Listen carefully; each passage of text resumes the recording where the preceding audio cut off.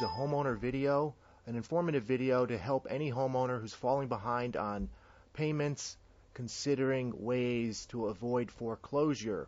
Certainly one of those this year is through a short sale. We're going to go over some of the important considerations when thinking about a short sale. Let's start with the approval rate, and this varies in your local area, certainly. But overall, the approval rate, according to New Wire Investor in May of 2010, only falls between 8 to 12% for all short sales. So if you're going the traditional route with a short sale, you can expect a very low success rate. However, are there some things that you can do to perhaps improve the likelihood of success? And the one thing that you have to consider with a short sale is, well, you're not going to, if you're selling your property through a short sale, you're not going to get any financial proceeds from the sale. So what is your top priority? It's an important question. Is your top priority to search for the highest offer, or is the top priority to avoid foreclosure? And they're not always the same thing. Let me explain. With short sale approvals, there's a couple of things that you can do to improve your likelihood of success. And one of those things is how you price that short sale. Okay, now according to Realtor.org, and a question, how should realtors price short sales, they suggest at or near fair market value. And I'm going to explain why that's probably an error. And here it is with three examples of, let's say there's three different types of sales. However, the properties are identical. Okay, we have a short sale, we have a typical retail sale where someone's just trying to sell their home, and then you have a bank-owned property. Three identical properties. Those three properties can be on the same block, in the same condition. Would they all have the identical value? And that's an important question. And here's why. When realtors are talking to prospective buyers, and if you ask a realtor, if you're going to buy a home, I am considering this short sale, they're going to tell you to avoid short sales. And the reason for it is there's such a low success rate on closing them. And if you're a family looking for a home, not only is there a low percentage that you're going to close that short sale, it's also going to take a lot of time to do it. So just being a short sale will drive away buyers. So let's go back to these three examples. Exact same properties, same area, same condition. With a short sale, here are some of the issues that affect the value. Number one, it requires lender approval to sell it. You can't just sell the property and transfer title. The lender must review a bunch of documents and consider, is it better for the lender to accept the short sale over a foreclosure and taking the property back? So there's a long process involved in that, long delays, and it makes it easily the most difficult transaction to close. That does have an impact on value, especially if you have an identical property that's a retail sale. You have no restrictions on selling it. You don't need lender approval.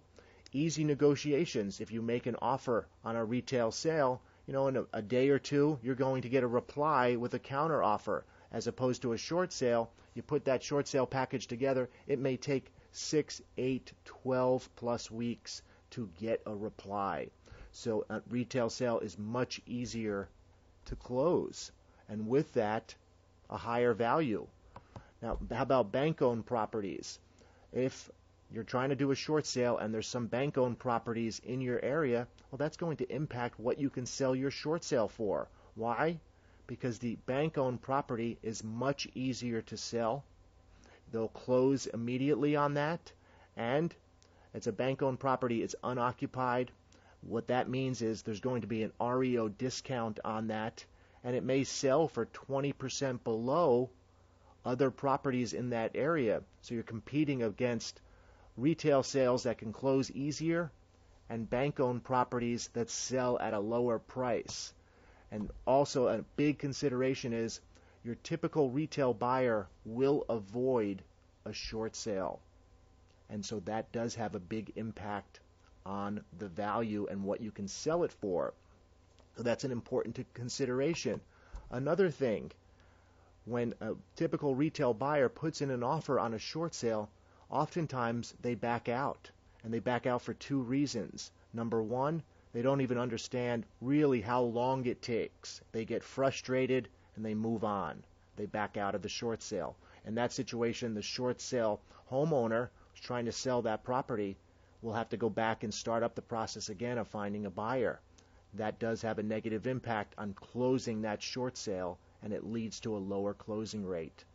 Also, here is another thing. If you talk to some realtors, they're going to tell you as a buyer, number one, avoid short sales. Number two, if you're going to put offers on short sales, make it more than one, because they're difficult to close and they're going to take a lot of time. So oftentimes a retail buyer will make 10 or more offers on short sales, and they'll expect to wait a while on the approval. However, they're only going to buy one of those properties. Once they get the approval on one, if you're not that homeowner, well, they're going to back out of all the other offers, and then you're behind again. You've got to start the process up again. So these are some of the issues that are out there right now with short sales. We've got a free report that we'd like you to take a look at, about a 25-page guide on short sales and some of the things that you can do to improve your short sale closing rate. We've got case studies in there on why a short sale may make financial sense to you. There's some credit information that compares the credit impact of a foreclosure versus a short sale, and just some tips to follow that may help you close that short sale. All you have to do is go to our website, find the free report on our website, enter your email, and we'll immediately send that short sale report to you today. So go to our website, enter your name and email, and we'll send you that informative free report on short sales today.